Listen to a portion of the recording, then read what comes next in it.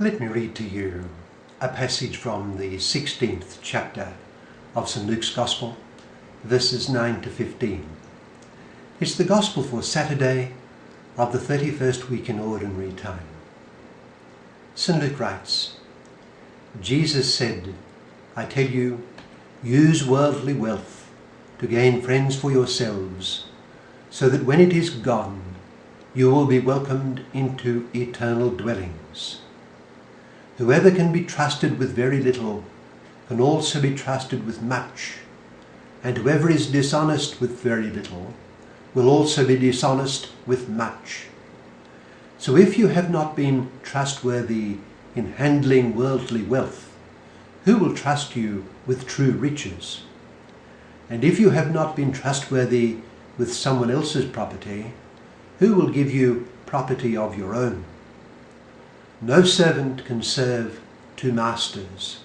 Either he will hate the one and love the other, or he will be devoted to the one and despise the other. You cannot serve both God and money.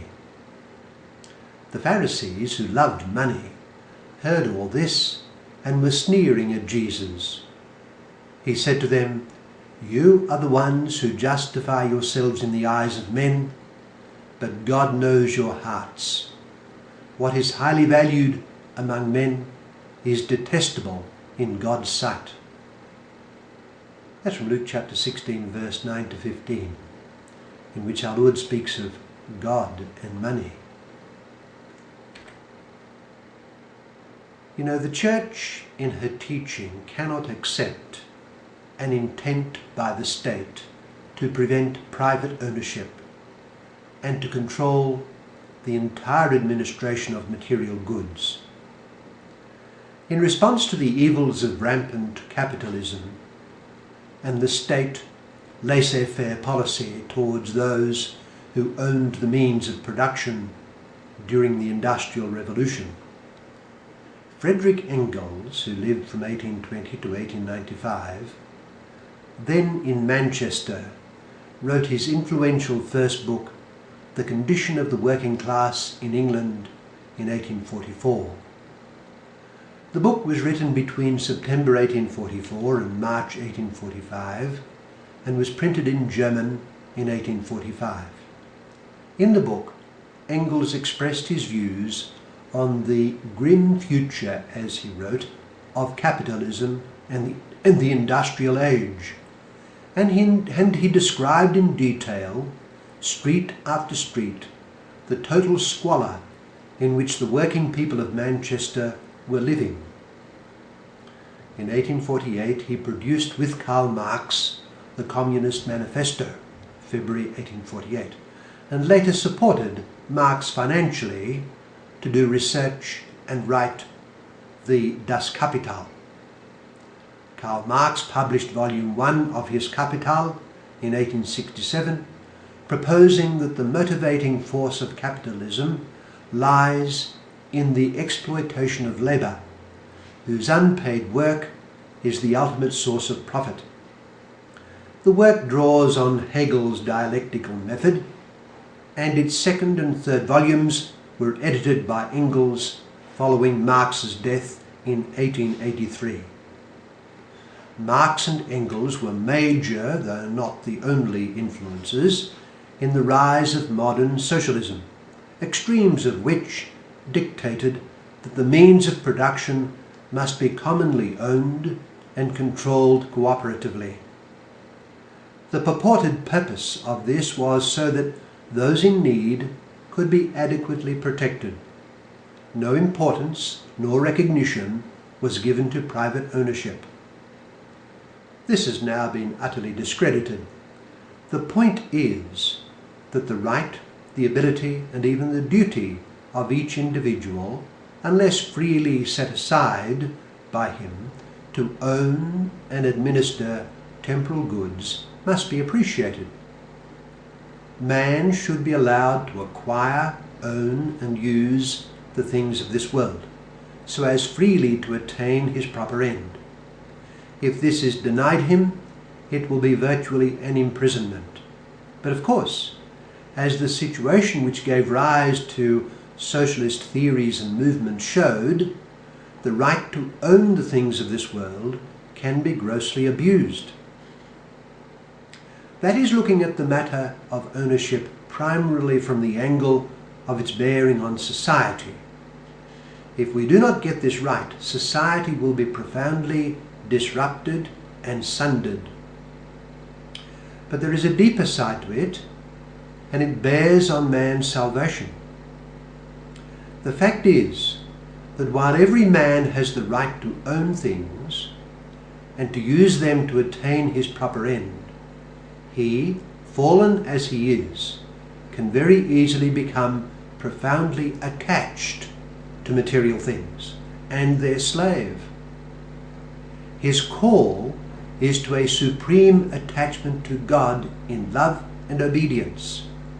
But the danger is that he can so easily come to love the creatures which God provides for him. He can prefer to become rich in this world's goods rather than rich in God's love. In seeking to ensure his security in this world with adequate food, clothing, shelter, and other necessary measures, he can slide into seeking his total security in the things of this world. The life of love is gradually snuffed out, and God is forgotten, and self takes his place. This is the danger of wealth and possessions. We must keep before us the fact that our possessions are God's gifts, that they are constantly sustained by the creative hand of God, and that he extends them to us for one purpose, to do his holy will. This includes, of course, our well-being here on earth and that of our fellow man. So we must have a care to our material security, that of those for whom we are directly responsible, and for the poor and those in need. So it is that our Lord tells us in our gospel passage that I read earlier, I tell you, use worldly wealth to gain friends for yourselves, so that when it is gone, you will be welcomed into eternal dwellings. We must use our material possessions not only to help ourselves, but those in spiritual and material need. The constant danger is an excessive attachment to temporal goods. Our Lord issues his dire warning. No servant can serve two masters. Either he will hate the one and love the other, or he will be devoted to the one and despise the other. You cannot serve both God and money. The Pharisees who loved money heard all this and were sneering at Jesus. He said to them, you are the ones who justify yourselves in the eyes of men, but God knows your hearts. What is highly valued among men is detestable in God's sight.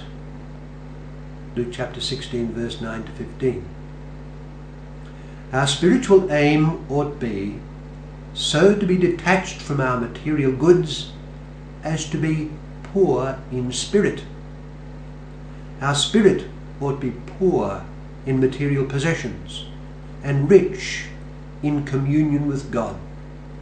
St. Thomas More possessed a well-furnished home and property befitting his station in life, but he was poor and detached in spirit, and this was demonstrated in so many ways. Christ has told us that if we are poor in spirit, we shall be sure heirs of the kingdom of heaven. Matthew chapter 5. If we carry within us lands, houses, fields, and treasures of coin, how can we preserve a heart filled with the desire for God? For where your treasure is, there your heart is also, our Lord says. Matthew chapter 6, verse 21. As our Lord says in the gospel I read earlier, we cannot be a slave of both God and money.